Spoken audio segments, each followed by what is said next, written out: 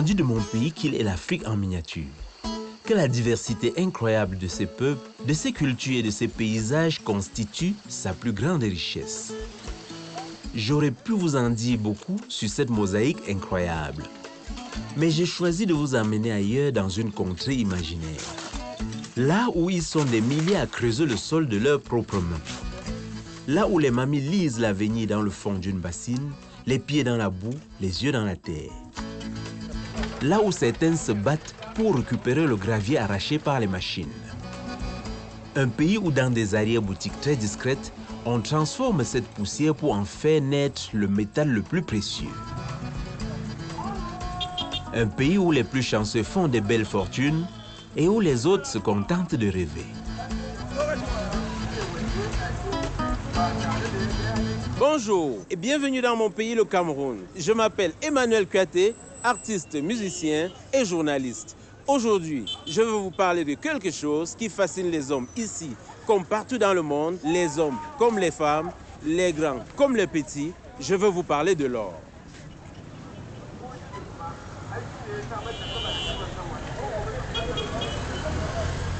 Ici, dans la capitale, à Yaoundé, pour rencontrer ceux qui ont de l'or au bout des doigts, il faut venir dans ce vieux quartier de la briqueterie, un quartier de commerçants et d'artisans. Je vous propose d'aller rencontrer l'un d'entre eux, M. Soulé. En fait, on l'appelle ici Baba Soulé. Il est, dit-on, l'un des meilleurs artisans du quartier. Bijoutier et orfèvre de père en fils depuis plusieurs générations. Sa boutique est sur la rue, mais son atelier est au fond d'une parcelle où vivent ses frères et sœurs, ses oncles, ses cousins, ses tantes. Voilà, on y est. Voilà. Chaque jour, Baba Soulé passe des heures à façonner des bijoux en or commandés par ses clients. Ce matin, il doit terminer un cadeau de mariage et fabriquer une alliance. Le travail commence avec le minerai d'or pur que Baba Soulé s'est procuré dans le pays. Ok, on a déjà fondu notre matière première. Vous avez combien de provenance ici, de combien de pays? Non, pour le moment, nous travaillons avec l'or de chez nous, de l'Est. Et la qualité, c'est comment? Oui, non, elle est meilleure. Nous avons de bonnes qualités. Nous avons de 18 carats, de 14 carats, de 21 carats,5, presque 22 carats. L'or, ça sort de l'Est, Bertois, Bétaré. Donc ça nous arrive ici en ville. Il y en a des collecteurs qui sortent avec, qui nous amènent ça et on se ravitaille chez eux.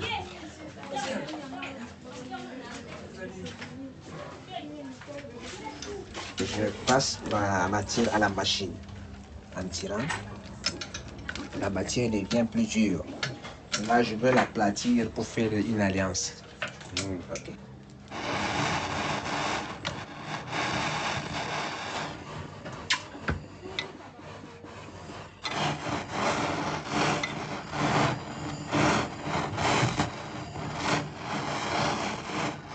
Ah, ça a déjà changé.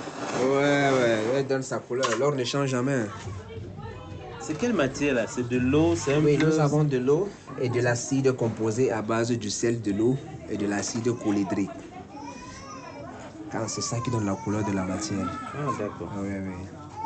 Sa couleur d'origine. Sa couleur, non, sa couleur jaune. Maintenant, pour avoir sa couleur avec de l'éclat, ça doit passer à la machine. D'accord. Là, c'est sa couleur naturelle. Ah, ouais.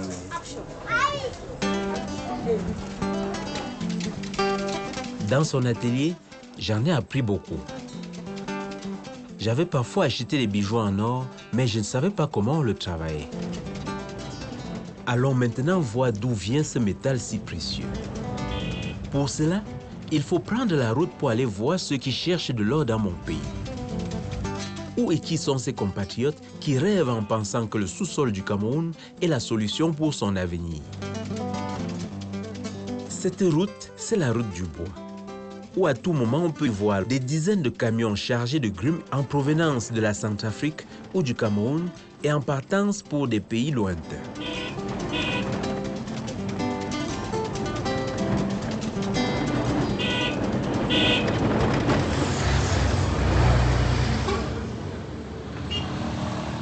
Comme nous l'a dit Baba Soulé, l'orfèvre de Yaoundé, pour trouver de l'or au Cameroun, il faut aller loin vers l'est, direction la Centrafrique. C'est une route longue et compliquée. Elle est bitumée au départ de la capitale et ensuite devient une piste assez terrible. Cette route-là, croyez-moi, réserve d'énormes surprises pour tous ceux qui s'y aventurent. Pour nous les Camerounais, ce n'est donc pas le grand Far West des cow-boys, mais l'Est profond, le Far East.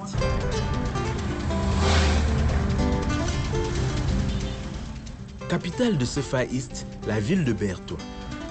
À 500 km et 6 heures de route de Yaoundé.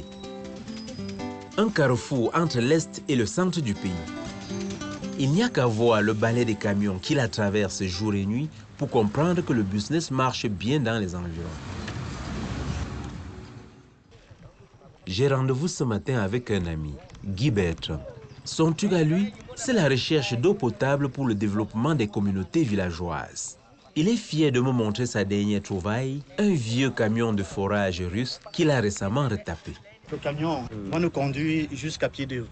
Et ensuite, on va déployer à l'aide des manettes de commande qui sont de l'autre côté, un peu derrière la cabine chauffeur là-bas. Le train se lève et puis on équipe la tête en fonction de la nature du sol. Alors Guy Bertrand, toi tu fouilles un peu les régions, tu fais les fouilles, tu creuses pour n'est-ce pas, les adductions d'eau. Tu dois aussi bien trouver de l'or. Oui, c'est vrai que Emmanuel, dans le cadre de mon travail, quand j'ai atteint la bonne profondeur, quand j'ai la bonne eau, la bonne nappe, et puis bon, j'arrête et puis je mets l'équipement qu'il faut et puis je tourne au dos. Mais il ne pèse plus que certains riverains viennent ramasser la boue pour les laver et trouver quelques grammes d'or. Parce que la région est, assise sur de l'or pratiquement. Quand vous parcourez toutes ces zones, les villageois, en balayant la cour le matin, lavent cette poussière pour recueillir de l'or. Carrément. Oui. Vous allez voir des petites installations pour laver. Rien qu'en balayant la cour, en faisant des petits trous à moins de 2 mètres. Ouais. À moins de 2 mètres, ils lavent la boue pour recueillir de l'or. C'est pourquoi ils se retrouvent le soir avec des petits bouchons, des petites capsules comme des couvercles, des bouteilles. Ils appellent les bûchers. Des bûchers, voilà, c'est ça. Pour qu'ils peuvent avoir ces quantités-là avec les faibles moyens d'exploitation. Voilà. Avant d'aller explorer cet Eldorado, Guy Bertrand me propose d'aller rencontrer une des familles qui a fait sa fortune avec le métal précieux. Le papa s'appelait Djibril Aliou Ousmane. Son nom est connu dans toute la région car c'est l'homme qui a développé le commerce de l'or dans l'est du Cameroun. Il est même le premier à être allé vendre son or directement à Dubaï. L'homme a été mystérieusement assassiné en 2015. Depuis, ses héritiers se font discrets, mais ils n'ont pas lâché les affaires. Mahamadou, le fils aîné, décide de nous ouvrir les portes de la parcelle familiale et de tout nous expliquer du business de l'or.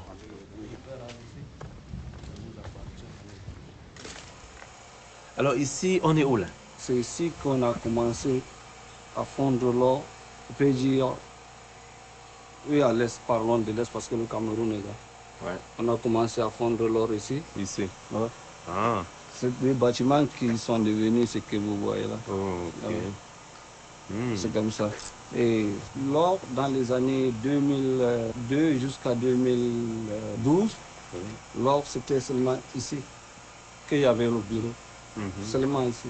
Donc tous les fonderies venaient, tous les... Ça, on appelle ça, on appelle ici capitale d'or. Ah, donc nous sommes ici à la capitale d'or. Voilà, en Afrique centrale, c'est ici. Ah. Tous les collectionneurs venaient ici fondre. Tous les collectionneurs venaient ici fondre. Qui l'eût cru? La capitale de l'or aurait été dans cette arrière-cour d'une maison banale de Bertoua.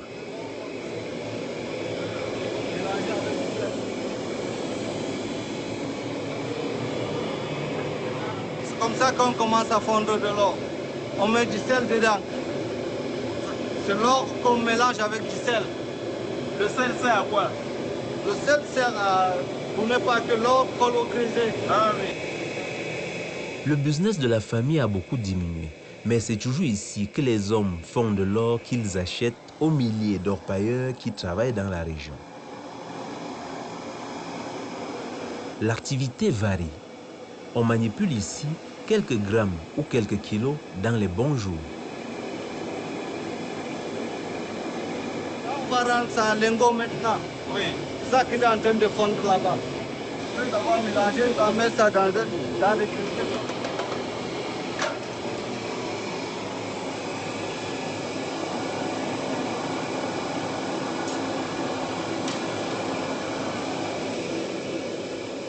Première étape de la transformation de l'or, on ramasse le minerai selon son origine. On fabrique ensuite des lingotins de 25, 50 ou 100 grammes.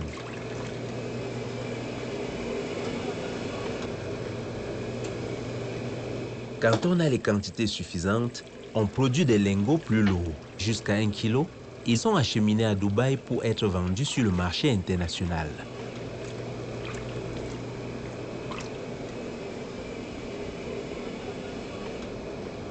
Cette technique que vous pratiquez aujourd'hui, comment est-ce que votre père a appris ça? C'est à base de ça, un de ses amis blancs qui était venu de l'Europe, qui nous a montré comment travailler l'or comme ça, dans les années 2002. Ok. Papa alors on a commencé à travailler avec le blanc. En moins d'1 an, lui, il est rentré dans son pays. Nous sommes restés comme ça. Vous avez continué.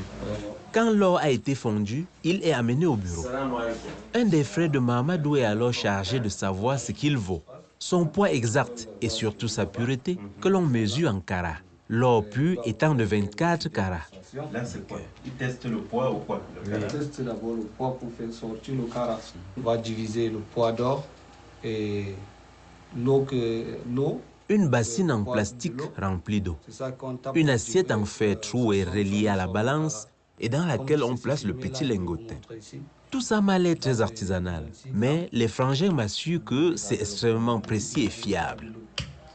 Ils ne veulent pourtant pas que l'on filme ça en détail, histoire de ne pas révéler leurs secrets aux concurrents. 19,41. Qu'est-ce que représentent ces chiffres? On a vu la valeur, c'est 19 carats,41.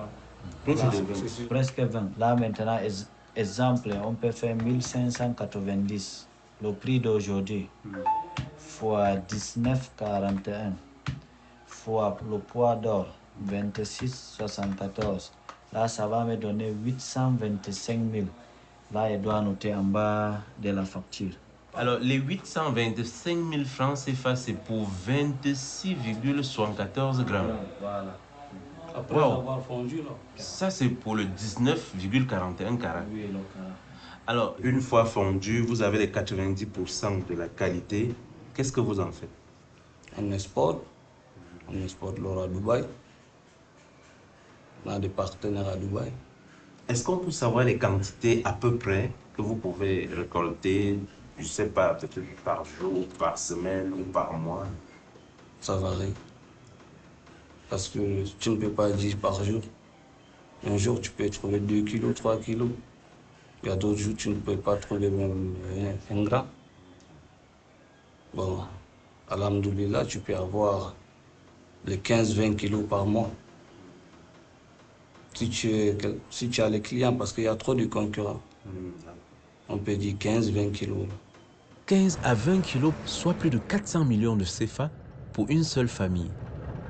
Combien sont-ils dans la région à exporter autant et pour quelle quantité au total? Nul ne le sait. Les chiffres officiels très fantaisistes du ministère font état de seulement quelques dizaines de kilos par an. Oui, ici c'est vraiment moins cher. C'est évidemment sur le terrain que tout se joue. Et pour Mamadou, c'est là que tout a commencé. À l'époque où il ne voulait pas travailler à l'école et où son père a pensé qu'il valait mieux l'envoyer à la mine. Voilà. Papa m'a demandé un jour, Mamadou, si tu ne veux pas fréquenter, il vaut mieux que tu commences à travailler. Parce que tu ne peux pas rester sans l'école, sans argent. J'ai donc pris mon courage. Je suis entré. Ils m'ont formé, ils m'ont donné 1 million de francs CFA. Je suis allé en brousse. C'est comme ça que j'ai commencé. J'avais 15 ans. Avant, ici, il n'y avait qu'un seul bureau. Actuellement, on a 14 bureaux ici. Mais c'est devenu trop. Il y a beaucoup de concurrence. Quelqu'un qui ne connaît pas l'or, il vient ouvrir son bureau parce qu'il a l'argent pour acheter. Donc, il faut savoir, parce qu'il faut savoir où positionner ton bureau pour ne pas gêner les autres. Parce que les bureaux, ce n'est pas un truc qu'il faut comme des boutiques qu'on peut ouvrir partout. Mais nous, ce qu'on veut, on veut l'or qui a du bon carats. Oui, est-ce que vous avez une idée des secteurs par rapport au Kara? Il y a des secteurs et des secteurs. Bon, comme l'or de Giwaoul ici, c'est 21, 22. Betareoya, c'est 22. Colomine, c'est 22, 23. Il y a plus d'or par ici, mais ça n'a pas beaucoup de carats. C'est le carat qui fait le prix. Donc la valeur du Kara fait le prix de l'or. Oui, la valeur du carat fait le prix de l'or. À 2 heures de route de Bertois, Mamadou nous entraîne à Giwa. C'est la dernière mine qu'il a ouverte, il y a 6 mois seulement. Un homme lui a alors raconté qu'un paysan avait trouvé de l'or dans cette campagne. Mamadou a alors décidé d'acheter un permis d'extraction sur la zone, d'y envoyer quelques hommes, des outils et des machines. La rumeur a fait le reste. Il serait aujourd'hui des centaines de chercheurs d'or là où personne ne vivait auparavant. C'est incroyable ça. On est dans un coin perdu où on va trouver des orpailleurs traditionnels. Et je vois déjà à distance une montagne remuée par la main. Et au sol, je peux déjà voir des étalages de sable et de terre, certainement qui vont passer à la bâtée. Et c'est ça, le monde de l'or. Est-ce que vous pouvez garder là-bas? D'accord. Ici, on peut trouver au moins 700 personnes à 1000.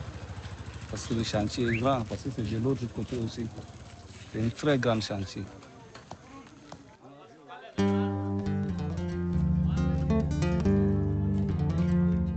Oui, un immense chantier, digne de l'époque des pharaons. Une colline entièrement retournée par des centaines de travailleurs. Une gigantesque saignée dans la terre à la recherche de la poussière d'or. À cette heure, le chantier est quasiment interrompu à cause du ramadan. Mais le travail accompli en quelques semaines est monumental.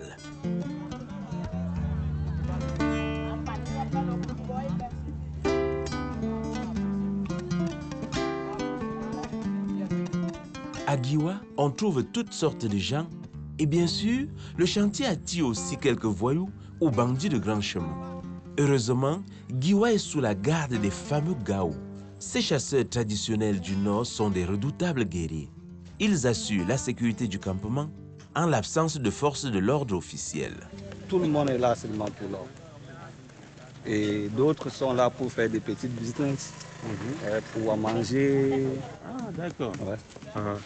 Bon, et puis ici, les gens viennent d'où? Non, les gens viennent de partout. Cameroun jusqu'à RCA. Ah bon, Ouais, même les étrangers? Les étrangers, il y a des Burkinabés qui viennent de l'Afrique de l'Ouest. Il y a tout le monde ici. Ici, au chantier, il y a trop de voleurs, il y a trop de braqueurs, trop de coupeurs de route. C'est pour cela qu'on a ce genre de messieurs, on les appelle les Gao. Ils sont ici pour notre sécurité. S'ils ne sont pas là, même nous là, où nous sommes en train de marcher, là, on ne peut pas marcher. Les coupeurs de route ont peur de plus que l'armée nationale. En nous voyant lui seul ici, les coupeurs de route ne vont pas tenter de venir, mais si c'est les militaires, ils s'en foutent. Les flèches qu'ils ont là, quand ils lancent, ça ne tombe pas, ça revient entre eux, s'il n'y a pas une personne que ça va. Ah bon? Oui, les messieurs sont très compétents.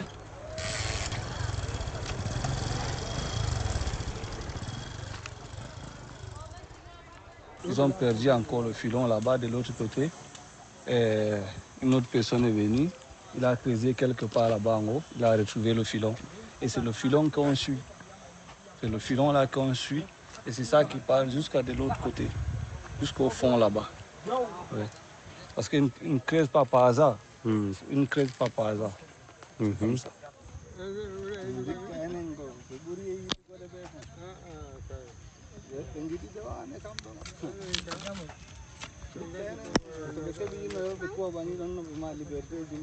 Une minute. Quand il y a l'or, on regarde comme ça. Quand c'est jauni. Voilà. On regarde comme ça, on contrôle les pierres. Elle va donc casser encore. Après avoir fini de casser ça, la machine va écraser. Ça va devenir des poudres qu'on lave. Merci beaucoup. Voilà, vous voyez, non? Et on casse sa voie s'il y a l'or dedans. Comme ici, là. On prend. Voilà. S'il n'y a pas, on laisse. Ça va ni baïdina. Comme ici, il n'y a pas, on jette. Vous voyez, non? Est-ce que là, ça sort quand même? Non, ça sort. Mais ça sort. Mais si c'est qu'on travaille avec les mains comme ça, on ne peut pas sortir beaucoup. On sort seulement un peu et on souffre. Des fois même, on ne trouve pas. Des fois même, on travaille, on ne trouve rien. On fait comme ça. On fait comme ça. Là, vous faites quoi? On va laver ça. On va écraser et laver et sortir l'or. L'or sort là-bas. Wow. C'est ça. C'est comme s'il y avait ici plusieurs tribus. Ceux qui creusent, qui cassent, qui réduisent les rochers en pierre, les pierres en gravier et le gravier en sable. Et puis ceux qui lavent, les uns au sommet de la colline, les autres en contrebas dans le lit de la rivière. Sur une mine, on trouve aussi commerçants ou collecteurs. Tous ces intermédiaires qui vendent le matériel et la nourriture dont les autres ont besoin ou achètent le produit de leur travail. Chacun fait ce qu'il veut, mais pas n'importe quoi. Car dans ce monde totalement informel, il y a bien des règles et même un chef. Il y a un chef chantier qui... Pour tout le secteur? Pour tout le secteur. Parce que c'est lui qui organise la sécurité. Et quand il y a un problème, c'est lui qui résout le problème. Ouais. Il y a toujours le chef. Et comment est-ce qu'il fait pour être chef? C'est un vote? Non. On peut dire parfois ce sont les premiers qui sont arrivés, les premiers venants, qui a découvert le chantier, c'est lui le chef chantier. D'accord. C'est comme ça que ça se passe. Ouais. Mais je vais un peu assister au lavage. À Giwa, on trouve une autre tribu assez étrange. On pourrait les appeler des hommes de piscine. Eux aussi ne sont que des intermédiaires. Ils ont aussi un peu plus d'argent que les autres. Alors, au début d'un chantier, ils se contentent de construire des petits bassins dans lesquels, moyennant une petite somme d'argent, les orpailleurs viennent laver leur sarre de terre. Et c'est ta piscine, ça? Oui, c'est ma piscine précieuse. Si je veux laver mon gravier, je dois te payer 1000 francs, un banco. Et après, tu descends encore ton sable là. Dans une semaine, tu sors ça le banc. Tu ne peux pas laver ici, tu prends l'eau, tu pars ailleurs. Si tu laves ici, tu lui vends l'eau. C'est comme ça que ça se passe. Ok, je comprends. Ça dit qu'il est propriétaire de ce puits, voilà. cette piscine de lavage. Parce que lui, il a acheté d'abord, c'est son argent qu'il a investi pour faire cette piscine de lavage.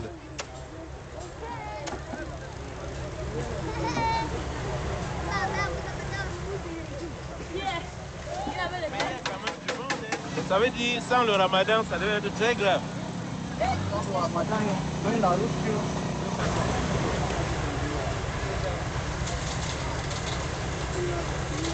Voilà, c'est qu'on a trouvé le chantier de Esther à Giwa. Là, on travaille l'or, on sait, on a trouvé un caillou, on ne connaît même pas si c'est le diamant, le vrai diamant, c'est le faux diamant. Même sauce, même sauce. Bon, ça ressemble à un diamant, mais ce n'est pas tellement diamant. Des diamants qui ne sont pas tellement des diamants. Et selon Djibril, le spécialiste, de l'or en trop petite quantité. La mine de Giwa, d'après lui, n'aurait pas vraiment d'avenir.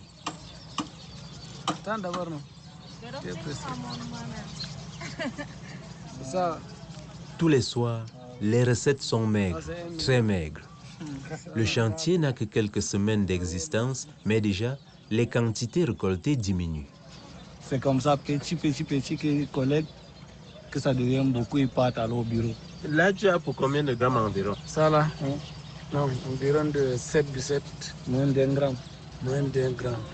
Moins d'1 gramme, soit moins de 30 000 francs CFA. Parce que ça ne donne pas, il n'y a pas beaucoup d'or ici. Ok. Il n'y a pas assez d'or.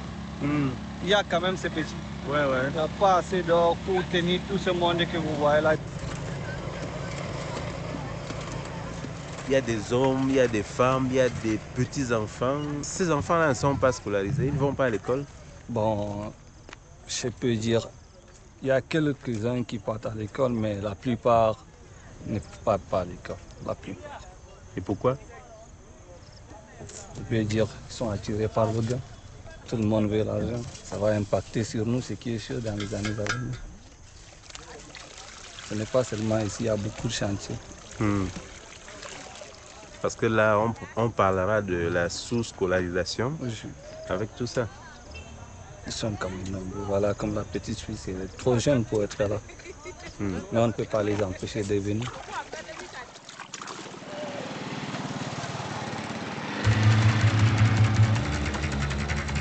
Je quitte Djibril et les mineurs de Guioua. Avant de partir, je leur souhaite bien sûr bonne chance. Ils en auront besoin.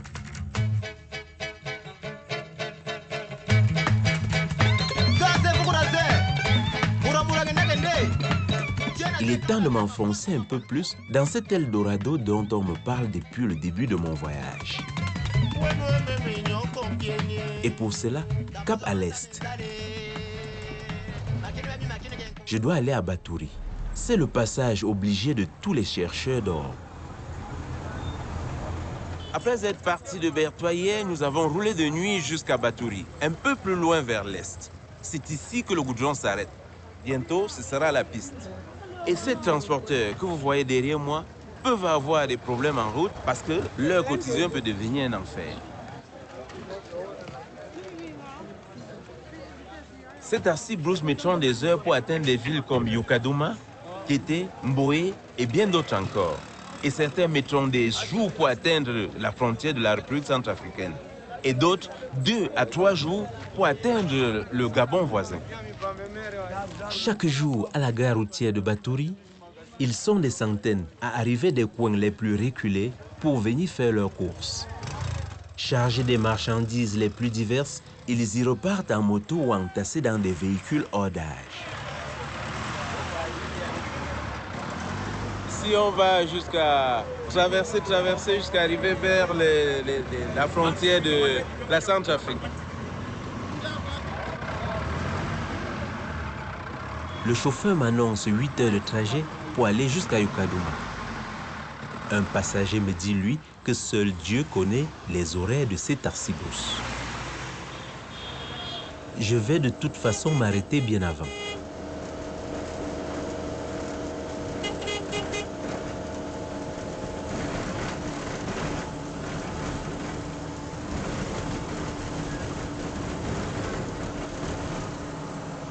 Tout près de Batouri, on me dit qu'il y aurait la plus grande mine d'or de la région, exploitée depuis quelques années par des Chinois, associée à la Sonamine, la compagnie minière détenue par l'État camerounais. Après moins d'1 heure de voyage, elle apparaît de 2 côtés de la chaussée. Une immensité de terre retournée à l'emplacement d'une ancienne forêt. La mine de Kambélé est tout simplement gigantesque. Eh bien, nous sommes dans cette zone qui a des hectares et des hectares que la société chinoise exploite. Ils retournent la terre, comme vous pouvez le voir, à perte de vue. Et les Camerounais moyens essayent de récupérer les restes de gravier que laissent ces machines. Et on n'a réellement pas le droit de filmer parce qu'ils disent que c'est privé. Et on ne peut rester qu'à distance et contempler et voir les pelleteuses, les camions. Malgré l'interdiction, un jeune du coin nous propose une visite guidée du site. Sans descendre de voiture, nous pouvons tout voir et tout filmer. Ça là, c'est la terre qu'ils ont déjà lavée. Ah, les Chinois ont déjà lavé ça? Ils ont déjà lavé. Avec les wash-play, ils ont déjà traité ça. Et les gens viennent ramasser les petits cailloux là-bas. Il y a toujours l'or. C'est quoi le wash-play? Le wash-play, c'est la machine qui lave la terre. Ils ont une machine. Ils ont une machine qui lave la terre. Oui. Ça lave, ça tire l'or, tout. Ça jette le gravier, ça jette le gravier, la boue partout. Tout ça, regardez, c'est leur camp ici, tout ça. Tout ça, c'est le camp des Chinois. Actuellement même, ils sont en train de travailler dans le trou aussi. Voici le wash-play qui est dit là, tu vois le truc. peux mélanger avec le verre. L'engin travaille, mais le wash-play lave. Et voici là, ils ont déjà creusé, tu vois un peu. Il y a une moteur là. Il y a un moteur là en bas. Il le lave, c'est que les Chinois regardent.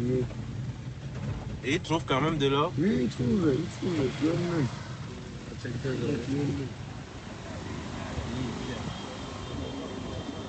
Nous parcourons plusieurs kilomètres au milieu des champs de terre.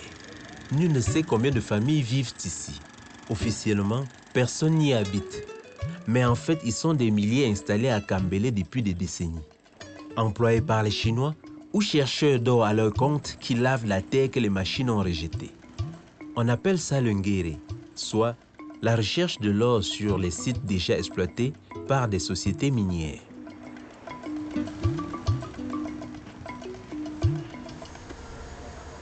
Au cœur du site, une immense fosse où se rassemblent des centaines de personnes.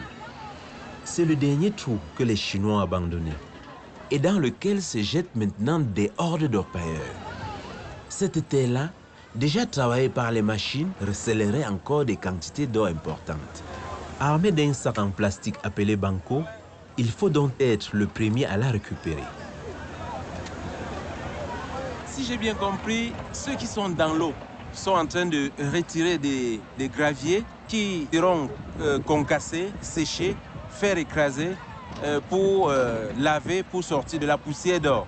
Et ceux qui sont à l'extérieur, qui sont, n'est-ce pas, en combat avec les pelles des engins, prennent de la terre qui est mélangée du gravier pour également aller tamiser, essayer de laver pour également sortir de l'or.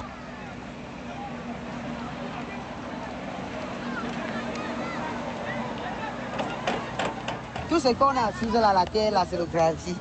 Et quand tu veux acheter, on te pousse la terre dans ce banco, c'est la 2500. Tu peux donc laver, tu trouves ce qui est là, tu ne peux pas perdre, ça sort.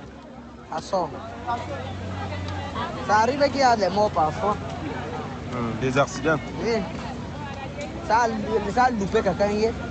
Ça l'a pris jusqu'au niveau de la tête, on l'a seulement enlevé dans la terre comme ça. Il était déjà fatigué. Mais ça va. Comme on n'a pas appris ce matin qu'il est mort avec ça.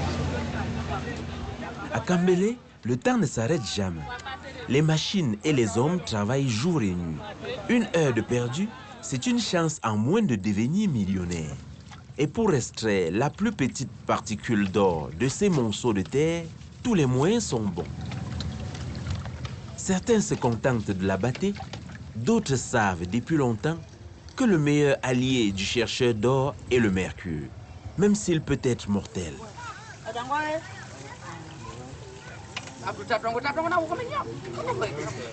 Là, tu fais quoi?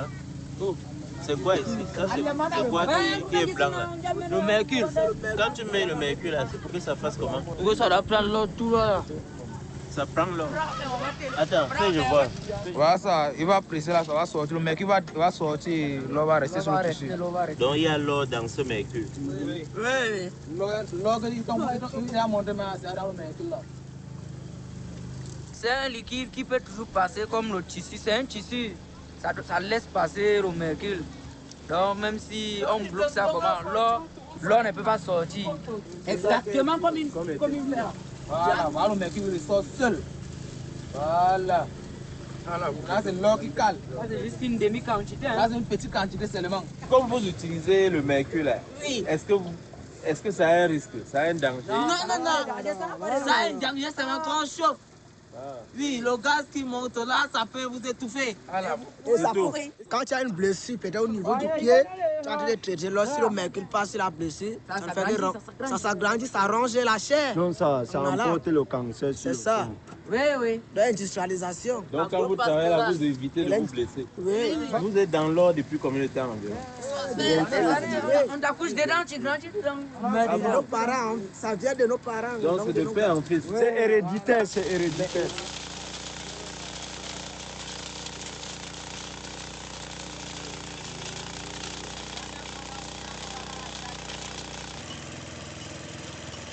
Une ruée vers l'or qui fait quelques chanceux et de nombreuses victimes.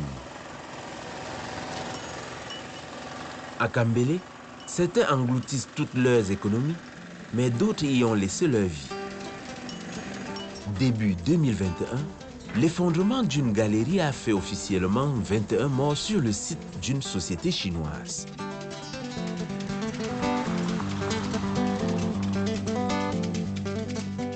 Je poursuis ma route vers le nord, en pleine savane.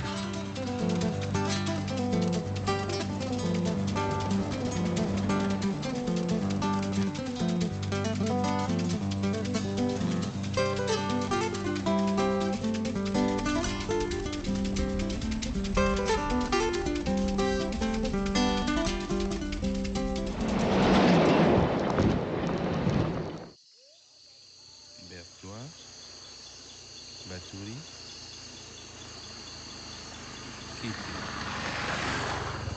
Alors, je suis parti de Yaoundé, fonçant après à Bomban jusqu'à Bertoua. J'ai continué jusqu'à Batouri. Et à Batouri, plus précisément, on me dit qu'il y a de l'or, la fièvre de l'or est à Kété. Des orpailleurs traditionnels, des orpailleurs modernes. Et tout autour de Kété, Lingbing, Kolomine, Ngoura, Ntapéré, Boubara, toute cette zone est pleine d'or. Donc, c'est là où je veux pour trouver la fièvre de l'or.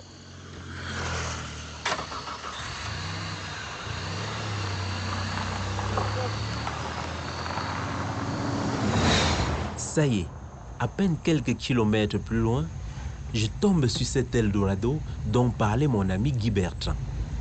Pas de doute, c'est bien ici le pays où l'or pousse dans la cour des parcelles, à quelques mètres seulement des habitations. Je n'en crois pas mes yeux. A priori, tous les habitants, toutes les familles du quartier, du village, ont, n'est-ce pas, leur puits, ont ce système de lavage, leur piscine dans la cour. Et l'or, c'est surtout derrière les cases, devant les cases, ils sont sur l'or, quoi. D'après ce que j'ai compris, ils sont cultivateurs à la base, mais là, ils ont presque changé de métier. Ils sont devenus des orpailleurs. Et ça va. Si ça nourrit son homme, tant mieux.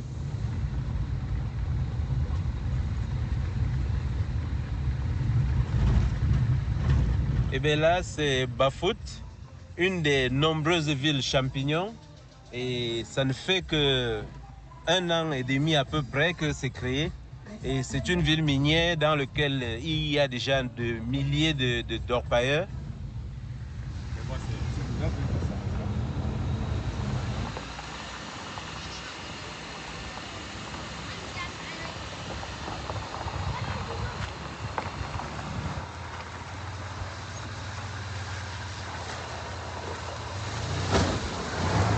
Dans une gargote de bord de route, je rencontre un véritable aventurier de ces contrées perdues, Célestin. Lui est chercheur d'or depuis plus de 25 ans. Il s'est lancé dans cette folle aventure sur un coup de tête. C'est pas prêt l'omelette là? Il a gagné, perdu, regagné, reperdu. Ce matin, il a besoin d'un véhicule pour retourner sur un de ses chantiers. Je lui propose de l'emmener et lui promet de m'en apprendre un peu plus sur la recherche de l'or. Alors, ça c'est la route pour aller? Ça c'est la route pour aller dans mon chantier, mon chantier Yobana. C'est là où je travaille. Mais sauf que depuis un certain moment, je ne suis pas venu ici parce que mon engin était en panne. J'ai passé la commande de la pompe hydraulique. Elle arrive, elle sera là bientôt et je vais lancer les travaux. Et ici, on en trouve de l'or de combien de carats, par exemple? Non, ici, c'est 22 carats. 22 quand même? Oui. Et il y a du monde là-bas? Ou c'est une minorité, une famille? C'est une minorité parce qu'aujourd'hui, ma machine est en panne. Oui. Et ils ont des difficultés pour creuser avec les mains. Ils attendent que je mette la machine à jour pour revenir au chantier. Alors, c'est ça le chantier? Oui, c'est ça le chantier. Ça, c'est la baraque ici. C'est ici où je dors souvent. Waouh. Tu as ton petit seau, ton bidon de ravitaillement, tes habits de chantier. Oui, oui, oui. Tout est là, mais sauf que j'ai gardé, quand je sortais, j'ai gardé tous mes effets ailleurs. Maintenant, il reste juste les bidons, là, c'est des bidons de carburant. Alors Célestin, toi, tu es là depuis un certain temps. Et ta famille est où alors? Non, mais ma famille est là à Yaoundé. Ici, c'est mon lieu de travail. Je viens chercher l'argent ici pour nourrir ma famille. Donc quand je pars de Yaoundé, j'habite ici comme ça pour travailler à côté du site. C'est dans l'or, on ne part pas loin de l'or. Parce que tu ne peux pas laver l'or et être loin. Il faut que tu sois présent. Pour contrôler le lavage. C'est pour ça que je dois être à côté de mes travailleurs. Et on peut dire des sacrifices. Et est-ce que ça a payé?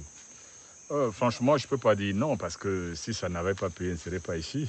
Donc c'est sûr que ça a payé, mais ce n'est pas tout le temps. Il y a des moments où on trouve, des moments où on ne trouve pas. L'or, c'est un peu comme le jeu au hasard. Et vous savez, quand on creuse l'or, on ne sait pas exactement ce qu'on va trouver. Il y a même certaines pièces de l'engin qui sont ici. Par exemple, ça, c'est des ventilateurs. C'est des trucs qui ne sont plus utiles, quoi. Bon, je suis sûr qu'aussitôt qu'on va arranger l'engin, les gens vont revenir au chantier. Effectivement, souvent l'engin, là, avant, il y avait des mondes ici, là. Bon, comme l'engin s'est gâté, a eu panne, bon, c'est pourquoi que les gens se sont débarrassés du chantier. Et maintenant, vous travaillez comment, comme il n'y a pas d'engin? Bon, maintenant, là, on s'est défendu à creuser là-bas avec la main. Ça n'a pas pu arriver. Bon, je vais aller vous montrer là-bas tout de suite. Ok, allons-y. Célestin est propriétaire de plusieurs pelles mécaniques dans la région. Celle de Yobana est en panne depuis plusieurs mois. En cause, la pompe hydraulique. Cette pièce n'est pas très chère, mais elle est quasiment introuvable. Au Cameroun, réparer un tel engin peut prendre des mois. Quand toi, tu es arrivé là avec l'engin, qu'est-ce que tu as fait exactement avant qu'elle ne tombe en panne? Honnêtement, par là, on a commencé un trou, nous ne sommes pas arrivés au gravier. Et ils ont continué avec les mains. Ça fait 8 mois que je n'ai pas travaillé ici. Là, maintenant, je suis en train de me battre ailleurs, où j'ai un autre vieil engin. Je crois que d'ici 3 jours, je vais remonter celui-ci, parce que les pièces sont déjà disponibles. En fait, la pompe hydraulique est déjà disponible. Je ne sais pas si j'aurai la chance que ce ne serait qu'au niveau de la pompe hydraulique.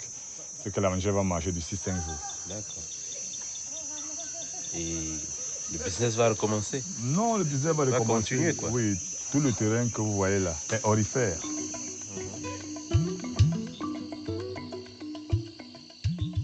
Ce qu'on appelle gravier ici, c'est la couche qui est mélangée avec l'or.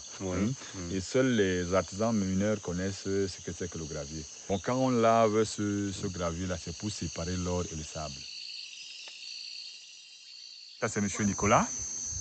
C'est un partenaire. C'est lui qui a fait venir l'engin ici. C'est lui qui a payé le porte-char. Je travaille avec lui depuis. C'est lui le chef chantier d'ici. Lui, il est là, il est dans l'or depuis. Il est né dans l'or. Donc, c'est mon partenaire. Ce chantier a été exploité depuis avant ma naissance par nos parents. Et mon père était mort quand j'avais l'âge de 7 à 8 ans. Je ne connaissais même pas la face de mon père si ce n'était la photo. Nicolas et Célestin sont associés à 50-50. Hélas, la panne de l'engin a interrompu leur business. Nicolas a alors engagé quelques hommes du village pour continuer à creuser son trou. Pour chaque journée travaillée, il leur verse alors un salaire et un repas. Ce trou-là, c'est un trou qu'on a fait en 3 mois. Voilà par exemple l'exemple là-bas. Ils sont en train de creuser à la main. Mais aujourd'hui, on n'a pas eu la chance parce que les gars, la Pâques c'était hier. Les gars ont passé tout le temps à fêter. D'autres se reposent encore.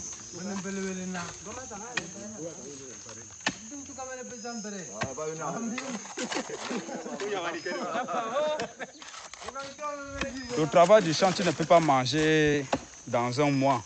Mais le travail de l'or, même en une seule journée, tu peux trouver de l'or pour manger avec. Tu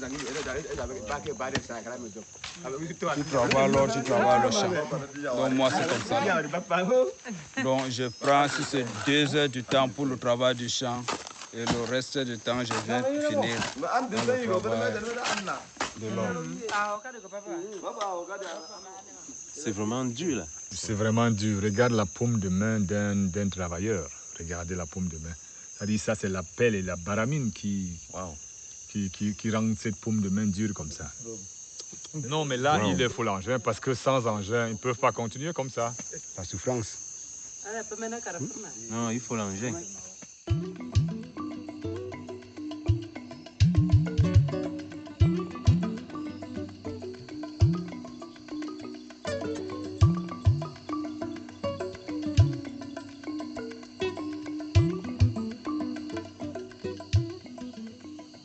C'est assez difficile de comprendre. Célestin, lui, c'est le broussard, le vrai broussard. On a dit cow-boy, mais pour moi, c'est un broussard qui vit au coin de la cabane, dans une hutte, avec une bougie, pas de confort, laissant sa famille à des centaines de kilomètres. Et il est là, il se bat. Et je crois que c'est un exemple à encourager pour des gars qui, n'est-ce pas, ne cherchent pas seulement l'Eldorado, mais aussi qui font des efforts manifestes pour être la personne. Il faut avoir du cœur. Nous quittons Yobana et ses mineurs fatigués. Célestin y reviendra peut-être dans quelques jours avec une bonne nouvelle pour la machine. Direction Kété.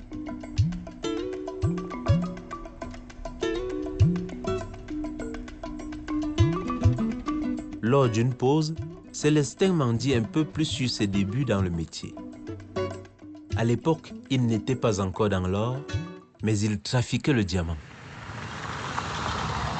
Moi, j'étais juste un jeune qui cherchait de l'argent. J'arrivais au marché, je faisais mes démarches. Je vais à la gare ou à la gare voyageur. Quand je vois un véhicule arriver, quand je regarde à l'intérieur du véhicule, s'il y a quelqu'un qui a une tête de citadin, je l'aborde et je dis que mais monsieur, bonjour, est-ce que vous voulez les diamants parce que j'en ai. C'est comme ça que j'allais chez le collecteur, je faisais mon prix avec le collecteur. Parfois, le collecteur me donnait le diamant, je venais revendre au type, je gardais ma marge. C'est ça que j'appelais cow-boy. Vous voyez, le cow-boy, c'est l'homme d'action, quoi. Oui, je cherchais là où ça pompait. À ce moment-là, le diamant donnait vraiment, ça donnait. Je pouvais aller en brousse avec 1 million de francs et je multiplie ça par 4. Ah bon? Oui. Quand même? Oui. Est-ce qu'il vous est arrivé une fois d'être dupé quand vous vendez quelque chose qui n'est pas... Non, au début, on m'a beaucoup trompé. J'ai perdu beaucoup d'argent parce que moi-même, j'achetais parfois c'était des bouteilles taillées. Avant, au début, mais après, je me suis habitué. On ne pouvait même plus me tromper.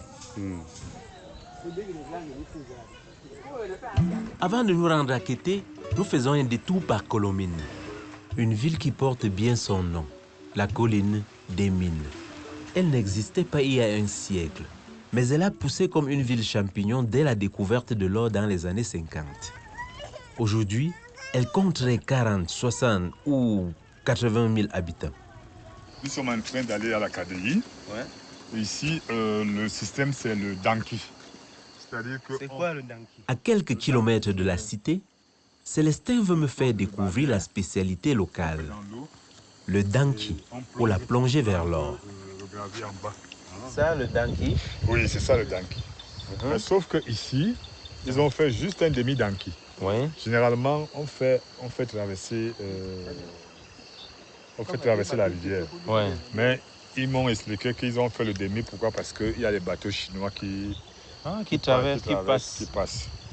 Célestin, dis-moi, c'est quoi ça? Ça, c'est un casque militaire. Mais seulement dans l'exploitation ici, on l'utilise comme un récipient. Vous voyez la partie ici, elle est limée. Lorsque le gars va sous l'eau, il appuie comme ça. Je vais aller là où c'est tendre. Non, ça va, ça se comprend, viens. Il monte avec, il met en haut, celui qui est en haut balance, ainsi de suite. Ce n'est donc pas pour aller en guerre. Non, c'est pas pour aller en guerre, c'est juste pour utiliser le gravier. Ok. Ah ben, casque colonial, non. Ça, c'est pour chercher du gravier au fond de l'eau et c'est assez solide. Quel goût d'enquimon, ça a joué à des acquis. Alors, vous deux, vous allez plonger? Non. Non, c'est lui qui va plonger. Ah, vous serez dans le bateau. Et puis s'il vient, il regarde. Ah, dès qu'il vient directement, vous l'avez.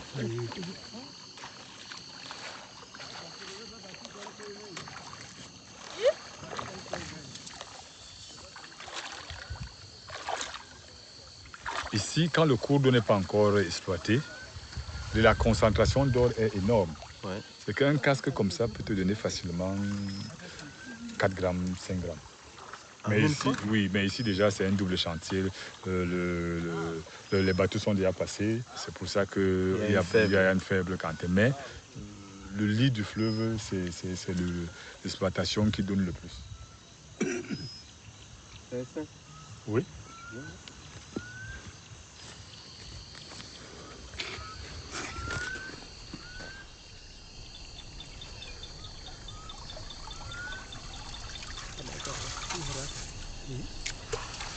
Mais ça, c'est un travail de titan, Célestin. Le secret, c'est d'aller puiser au fond de la rivière, trouver de l'or, quoi. Oui, le secret, c'est quoi? C'est que là-dedans, il y a une couche. Il y a une couche qu'on appelle le gravier. Cette couche-là a de l'or. Donc, il doit suivre la couche. Parce qu'il ne faut pas qu'il aille sous la couche. Il doit suivre la couche.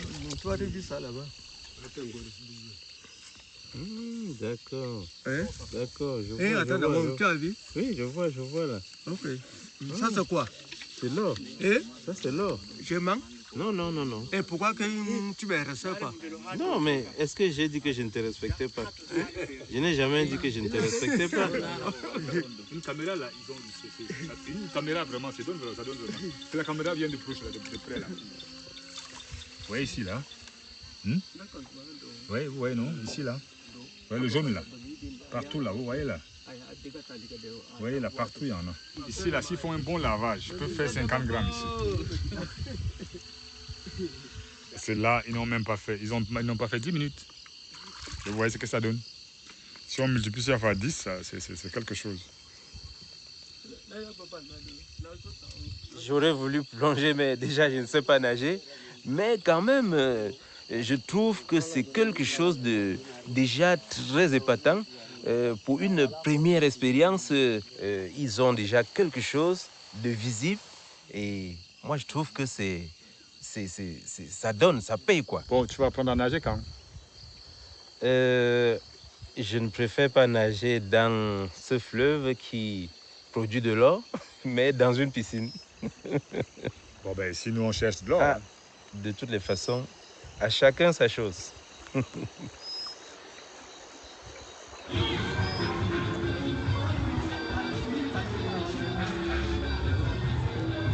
Nous sommes dans un coin un peu plus reculé, le Far East dont j'en parlais plus tôt, et il n'y a pas de station d'essence. Par exemple ici à Kété, ici c'est par litre comme vous le voyez, et c'est un peu plus cher. Ça s'appelle carburé, quoi. C'est de la réserve que je mets pour éviter de tomber en panne sèche.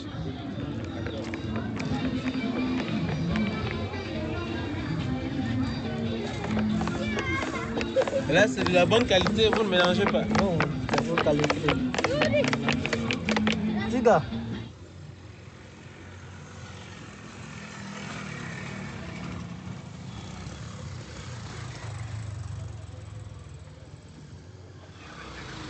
Kété, nouvelle capitale de l'or. Une bourgade du bout du monde. Un rond-point au centre-ville et c'est tout.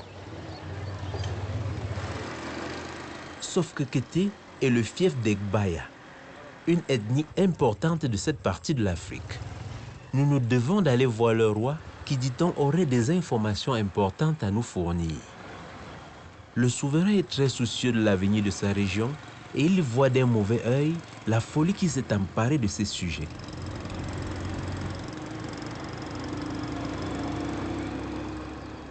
Nous demandons une audience au palais et elle nous est accordée pour le lendemain. Bonjour. Bonjour. L'or ici, c'est dans la culture. L'histoire de l'or dans le territoire sous mon commandement date de nos aïeux, Donc, ils ont commencé à le faire de manière artisanale. Ça a suffisamment évolué parce qu'on partait où on vendait le gramme à 2000 francs, parfois 5000. Et vous voyez donc qu'à ce niveau, 2000, 5000, comparativement à la culture du tabac, les gens ne pouvaient pas s'intéresser. Et c'est quand l'or a commencé à prendre de la valeur, générer des revenus vraiment importants, c'est à ce moment qu'il y a eu la ruée vers l'or. Vous voyez qu'on est arrivé à un stade où les enfants ont abandonné carrément les salles de classe pour se ruer vers l'or. Nous préférons, c'est-à-dire que, et nous souhaitons même que la population se lance plutôt dans les activités dont on est sûr. Mais l'agriculture est plus sûre, l'élevage est plus sûr. Hein? La terre ne trompe pas en hauteur, mais en profondeur, elle peut nous tromper. Voilà. En profondeur, elle peut nous tromper parce qu'en profondeur, c'est les mines.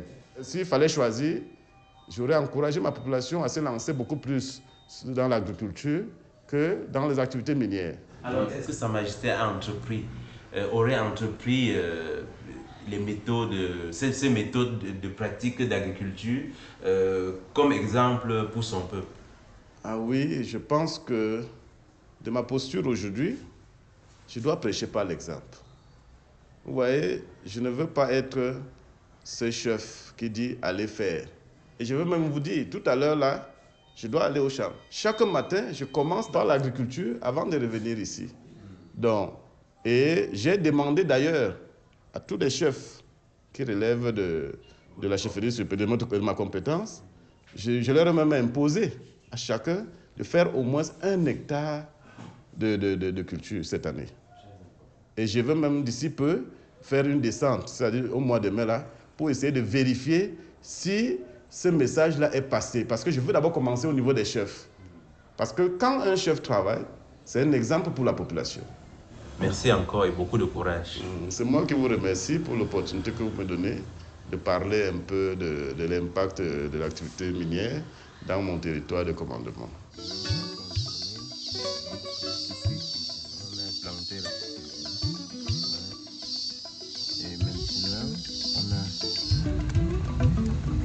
Mon voyage est terminé. Pour moi, il est temps de rentrer.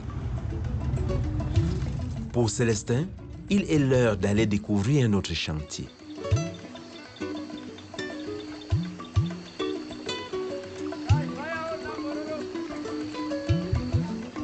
Nous nous séparons au bar de Ngoura, sur la rivière Kadei. Le bar est en panne et les voitures ne peuvent plus traverser depuis plusieurs mois. Nous ne le savions pas. Célestin doit absolument se rendre sur un autre site minier perdu en forêt. Il doit y réparer un autre de ses engins et aider d'autres orpailleurs en quête du filon miraculeux.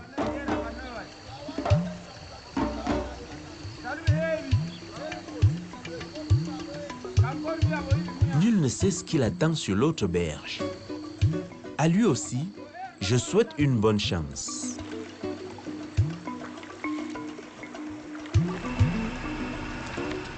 Sur la route qui m'attend le lendemain, je découvre les restes d'une multitude de chantiers qui ont été ouverts dans cette région depuis 60 ans. Oui, le roi de Kété a raison. La terre du Cameroun est riche. Peut-être même très riche. Mais en profondeur, cette terre-là peut tromper.